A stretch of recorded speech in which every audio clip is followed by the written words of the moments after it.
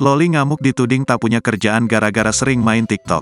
Anak Nikita Mirzani, Laura Meizani Naseru Asri alias Loli murka setelah dituding tak punya kerjaan karena sering main TikTok. Ia murka lantaran dituding warganet tidak memiliki kegiatan lain selain bermain sosial media.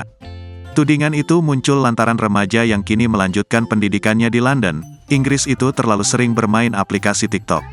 Tak terima dengan tudingan yang dialamatkan kepadanya, Loli pun murka hingga mengunggah klarifikasinya. Dengan Instagram story berlatar gelap, Loli menjawab tudingan warganet tersebut. Kerjaannya joget TikTok mulu, lah yang bener aja, rugi dong, tulis Loli dalam akun Instagram.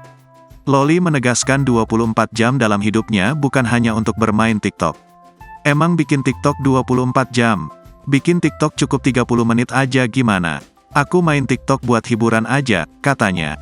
Selebihnya selama 24 jam kalian kan nggak tahu aku ngapain, lanjutnya.